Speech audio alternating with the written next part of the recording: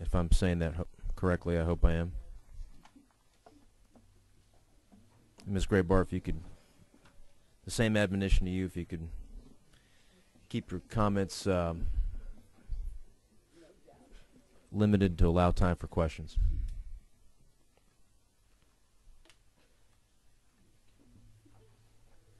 Thank you. Thank you for the opportunity to testify on behalf of Senate Bill 458. My name is Mary Grabar, and I live in Stone Mountain.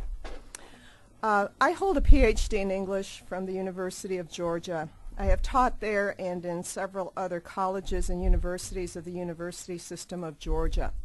I now teach part-time at a private university in Atlanta and work as a writer focusing on education issues. What university do you teach at? Just out of curiosity.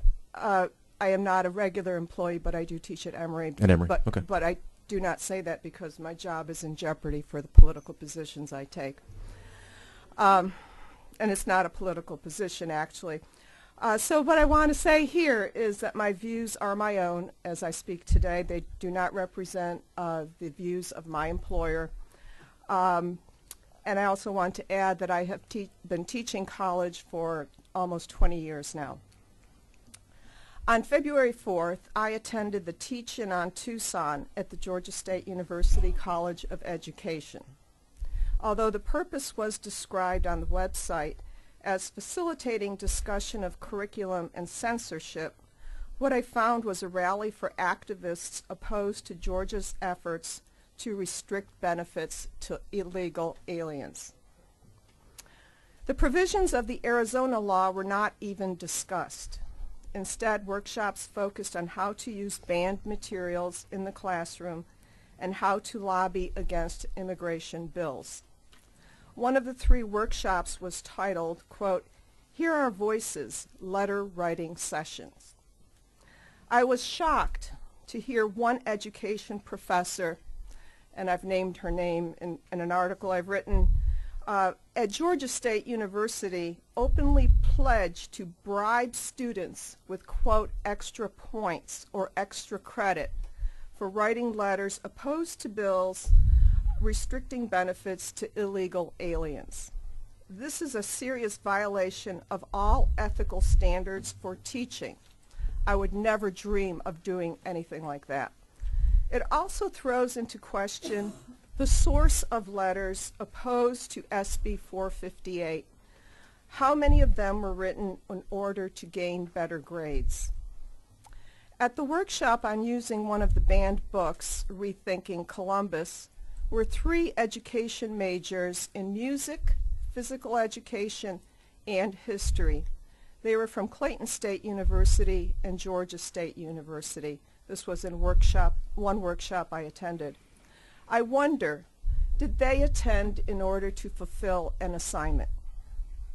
This teach-in had no educational purpose in my view, yet it was co-sponsored by 2 deans and several professors from Georgia public universities, along with activist groups. Listed as, quote, supporters were 24 individuals from Georgia State and 1 from Kennesaw State, among others from the media, activist groups, and the curriculum company called Rethinking Schools. I have written an article about this. It's on my website, and it has more details on it, and I thank you for the opportunity to speak about this issue. So, is it Grabar? Is that right? Yes. So, just to make sure I understand, at Georgia State University, there was a seminar or some sort of program given where employees of the university system use that. Is it your contention that they use that as a platform for a lobbying effort against certain legislation? It wouldn't matter what it is, frankly. I mean, whether it be this issue or something completely unrelated, but use that as a forum to increase lobbying effort against a particular issue, and one or more that was sponsored by one or more administrators of that university, and one or more instructors within that forum, employees of the university, use that effort as a, or I guess offer extra credit for students to take a particular political position and to communicate that position to members here. That is correct. No, I know that's what we're doing. I mean, That is what I heard there. Yes. okay. I mean, is there anyone that did? I mean, if we ask the individuals involved, are they going to deny that, or are they going to? Or I guess we'll just ask them, won't we? I know what I heard, and I. Well, I'm sorry. Were you there? I was there. Oh, okay. Yes. Yes, I was there for the whole thing. I heard it all.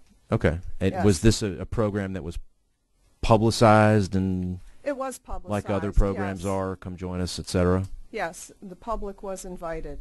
Okay. There was no cost for it. Okay. Ms. Bird. Thank you, Mr. Chairman. I would assume it's no different than a letter I received from a constituent that goes to a university, and the adjunct professor said, "You are in my class and I am a Marxist and I am going to change your mind." Any different? I think it goes a step further because I see it as bribery for grades. You are asking someone to lobby for particular legislation for a grade. The function of a professor is not to promote an ideological or political position. It is to educate. So I see it as being sort of in line with that, but this goes a step beyond. And I have, quite frankly, never really witnessed that in 20 years in education.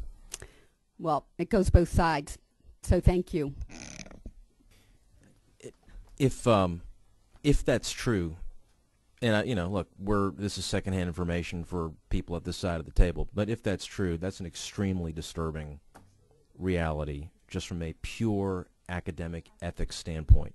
But there are two sides to every story, and sometimes there are even more than two.